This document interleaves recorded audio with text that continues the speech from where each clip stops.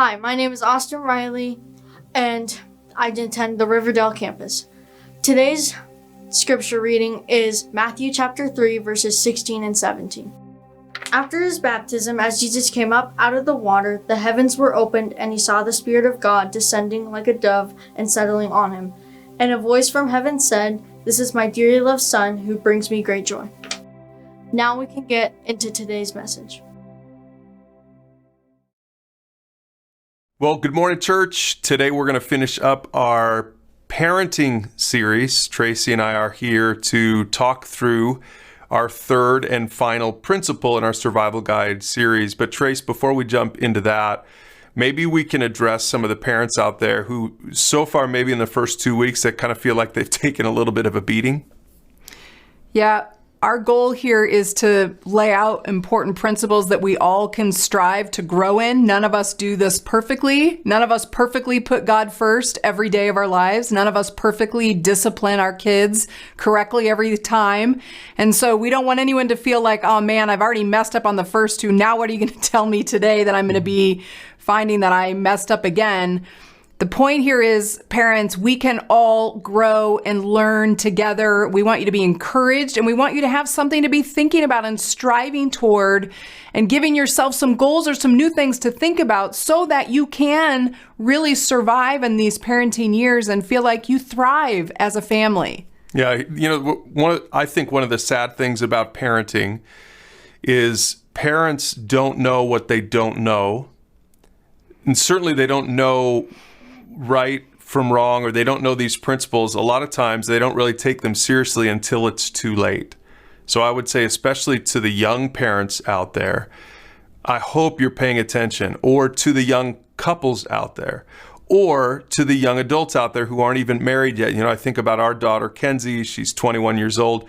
My prayer is that even as she's listening to this series, that she's tucking these ideas away for the day when God blesses her with kids, so that she can start with the right foot forward. I think it's so important. It's just kind of a sad irony that we're empty nesters now, that this is the time when we really have the time to invest in our kids, but the kids are gone and they're out of the house. So young parents, I just encourage you, really prayerfully put into practice these things that we're talking about in all 3 of these weeks. And again, just a reminder to everyone out there who's watching, we've got so much more on parenting, so many more helpful topics and resources and conversation starters on parenting in our resources online at pursuegod.org. Just go to the family category and you'll find all kinds of stuff on marriage and parenting and so much more. So without further ado, let's talk about Survival Guide for Parenting, week number 3. And today we get to principle number 3, which is all about affirming your kids. And here's the first thing that we're going to learn together. God the Father, in the Bible, God the Father spoke publicly about the Son, Jesus, 2 times in the Gospel of Matthew. And here's the insight, Tracy. Both times it was to affirm him. Let's take a look at that in Scripture. Matthew 3, verse 17, at the baptism of Jesus, John the Baptist is lowering him into the water, bringing him up out of the water. And it says, a voice from heaven said, "This is my dearly loved Son, who brings me great joy." And then later on in Matthew 17, verse 5, this is at the Transfiguration, a voice from the cloud said, once again, "This is my dearly loved Son, who brings me great joy. Listen to him." And the insight here is pretty obvious. And I remember the first time I really paid attention to this truth, that God the Father spoke publicly using words of affirmation about his Son. It really impacted me, because I thought about, in my own life, do I always speak words of affirmation about my kids, my son, my daughter? And the truth is, I don't. My challenge to you parents out there, especially, I want to challenge you dads out there. A lot of times moms can be affirming, but this is a lesson that is oftentimes harder for dads. Dads probably do a better job with the last lesson where we talked about discipline. I mean, I don't mean to stereotype here, but for a lot of people, that's the truth. Maybe you can talk about that, moms and dads. Which of these last 2 principles are you better at? Are you more naturally equipped for? But dads, I want to challenge you today take a hint, take a lesson from God the Father in Matthew chapter 3, in Matthew chapter 17. Both times, God the Father, speaking publicly, affirms the Son. He affirms Jesus. And I would encourage you, dads and moms, to sort of do a little bit of an audit in your own parenting. Are you are you practiced at speaking words of affirmation about your kids, whether in public or even just in private in the home? And here's the point.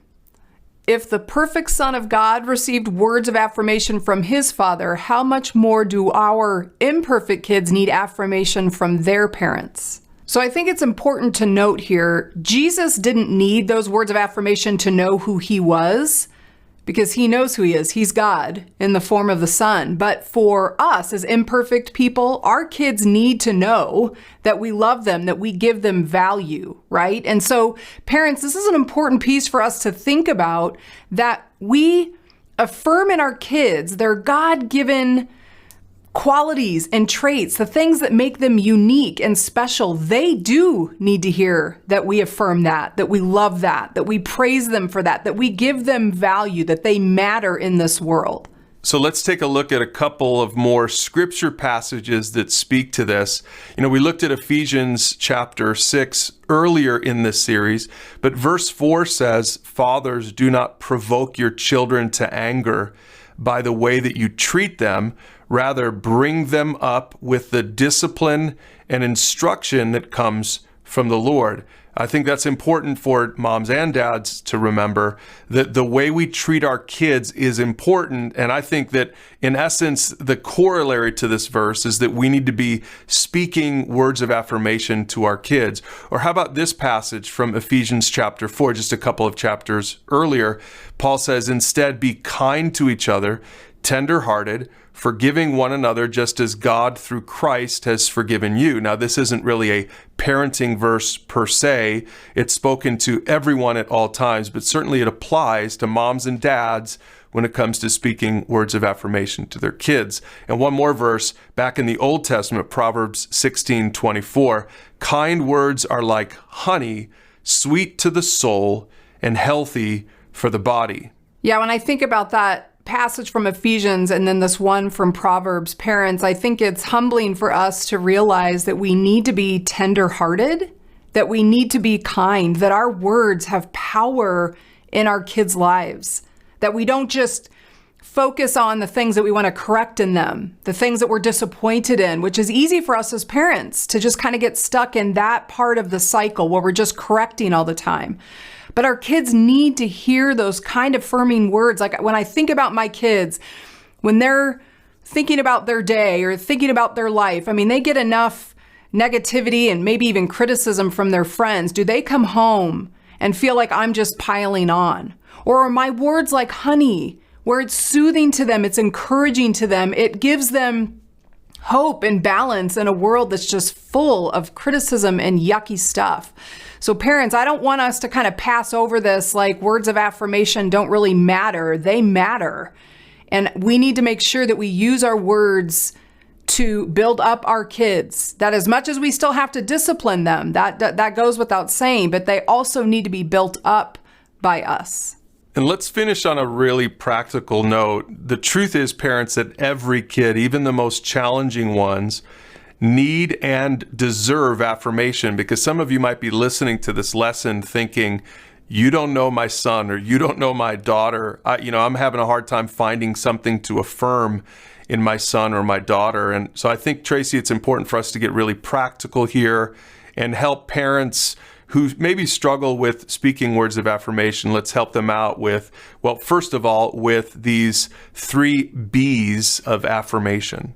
Yeah, the first one, parents, is you have to be intentional. For some of you, this might be the hardest one, that you're not very natural at giving words of affirmation. That's not your love language. That isn't the family that you grew up in. And so for you, you're like, oh my gosh, this will be the hardest thing for me to do.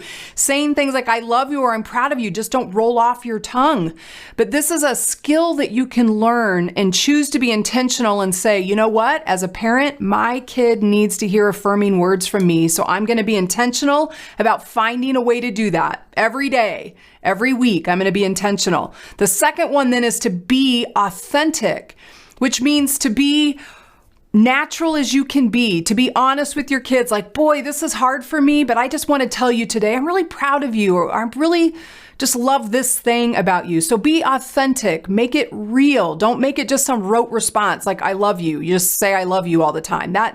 Those words have less and less meaning the more your kids hear it. Be authentic in what you have to say, and then be unique. With each of your kids have special traits and abilities, as we talked about. So be specific with your affirmation about each of your kids, something that you're proud of, something that you love or respect about them. So each of your kids in the family feel like my parent affirms and loves me and only me, because only I have these particular traits that my other siblings don't have. So those are the 3 B's: be intentional, be authentic, be unique. And again, I encourage you parents to talk about each one of those together, maybe challenge each other in the 3 B's. Some of you, maybe dads, are better at 1 or 2 of these, and some of you moms might be better at 1 or 2 of these, but sort of hold each other accountable in these 3 areas. And then the next 3 areas, we just call them the 3 T's. And these sort of, you might see some of these in the love languages. Yeah, so again, just trying to keep it practical for you guys. So the first T is talk, which we've already been talking about in this lesson, just using your words. Let your words have power. Let them be soothing and encouraging to your kids. Praise them, that you tell them all the time with your words that you love them and you're proud of them. And the second one is your time. Boy, does our time speak a lot to our kids about our priorities as parents. So don't just spend time meaning, well, okay, we spend time on Saturday mornings doing all of our chores, or we watch TV or sporting events together. No, we mean intentional time with each of your kids doing something that they care about. So whether it's shooting baskets, or whether it's going over lessons for a spelling bee that your kid is in, or cooking with one of your kids, or doing an art project, that you spend time, intentional time with each of your kids. Again, showing them that you love them that much, that you see so much value in them, that you're willing to sacrifice time to spend with them doing something that they care about. And then the last one is touch. Our kids need affection. In whatever form that is, of a hug or a high five or just putting your arm around your kid, they need to know in your affection and in your touch that you love them, that they are safe in your home, that you care about them and communicate that even in the way you touch them. So those are the 3 T's of biblical affirmation: talk, time, and touch. And Trace, I thought we could maybe just end this lesson today by being a little transparent about our parenting, our own kids. They're going to be watching this, I'm sure. So we're going to be gracious, and we're going to be honest and vulnerable, because one of the things we've been challenging you all along with, parents, is to talk about these things with your spouse, hold each other accountable to some of these things, whether it's putting God first, principle 1, whether it's about discipline, principle number 2, or whether it's about this one, affirmation. So Tracy, I don't know, which one of us would you say is more affirming as a parent? Let's just be vulnerable and hopefully model this vulnerability to the parents who are watching this.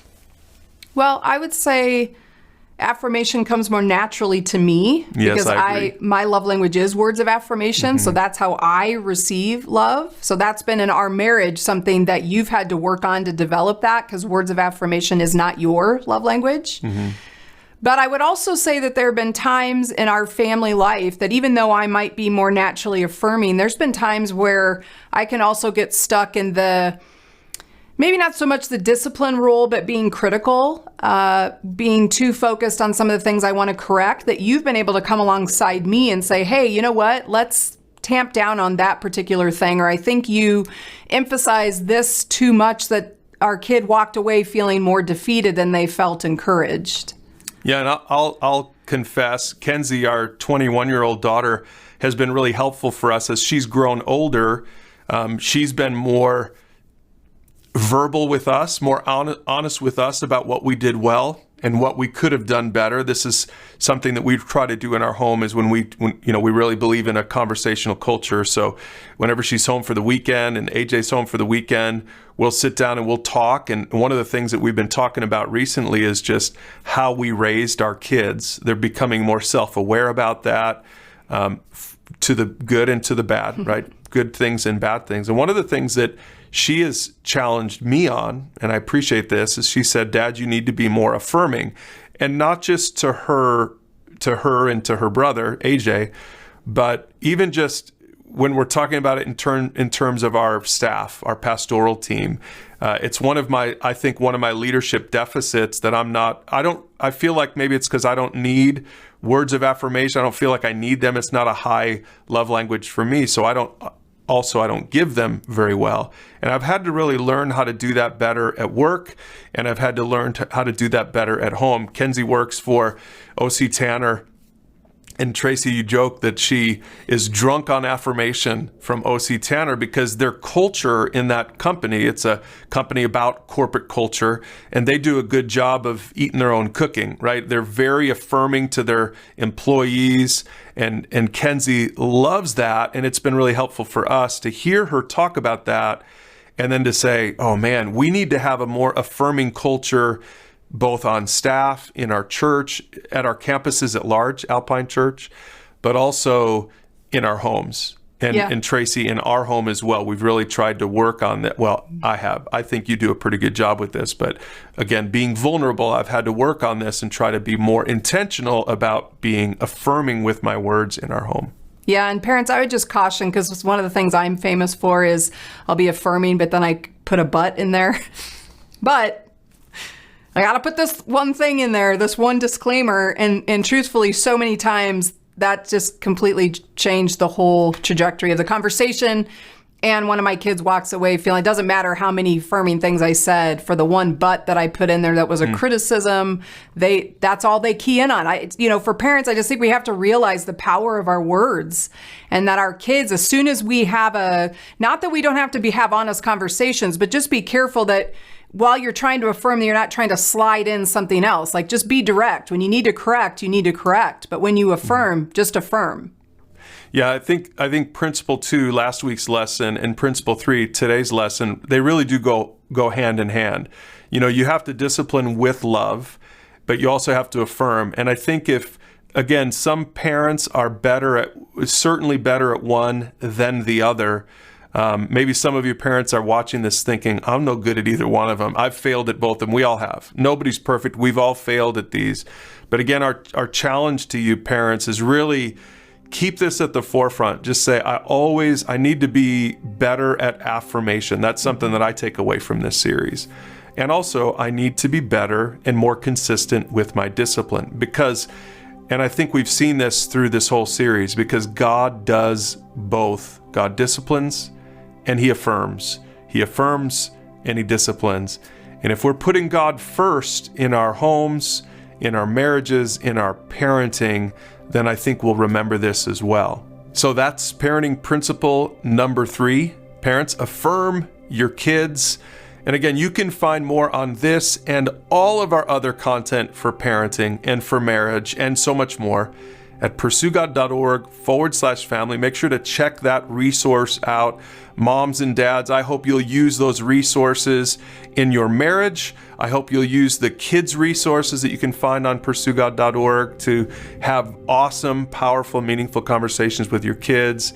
And then I think you can put God first, and God will bless your home and your kids and your parenting and your marriage for years and years to come.